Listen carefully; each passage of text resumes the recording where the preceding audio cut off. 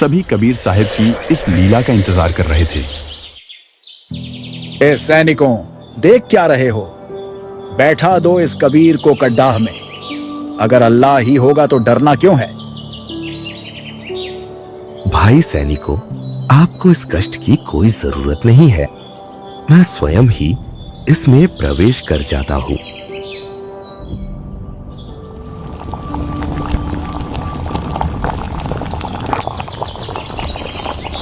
सभी लोग हैरान थे कि कबीर जी को तो कुछ भी नहीं हो रहा है। कबीर साहब की बजाय उधर शेख तकी के तन बदन में और ज्यादा जलन हो रही थी।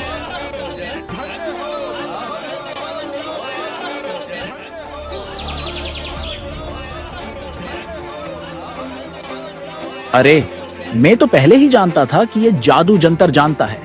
यह तेल जैसा दिखाई दे रहा है वैसा गर्म नहीं है। वास्तव में इसने इस तेल की तासीर ठंडी कर रखी है। यह बस उबलता हुआ ही दिखाई दे रहा है। पीर जी, सब्र कीजिए। मैं अभी देखता हूं कि यह गर्म है या नहीं। बादशाह, आप इस नादान शेख तकी की बातों में मत आओ। इस तेल के तपन का कोई अंदाजा नहीं लगाया जा सकता। अगर इसमें अंगुली डाल दी तो हड्डी भी नहीं रह पाएगी।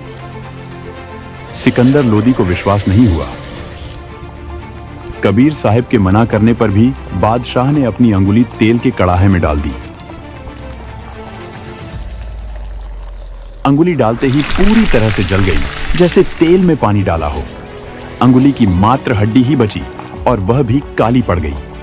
बादशाह असहनीय दर्द से चिल्लाकर वहीं पर बेहोश हो गया। सैनिक तथा मंत्री दौड़कर आए और बादशाह को होश में लाने के यत्न करने लगे। कुछ देर बाद बादशाह को होश सा आया, लेकिन अंगुली के दर्द से कर्राह कर फिर बेहोश हो गए। वही कबीर साहब आराम से बाहर आ गए, लेकिन बादशाह दर्द के मारे बेशुद्ध ही पड़े रहे। परमेश्वर कबीर साहब ने बादशाह की अंगुली पकड़कर बाहर की तरफ खींचा। अंगुली वैसी की वैसी ही पुनः हो जाती है, पूर्ण रूप से ठीक हो जाती है। बादशाह को अचानक होश आया और चरण पकड़ लिए।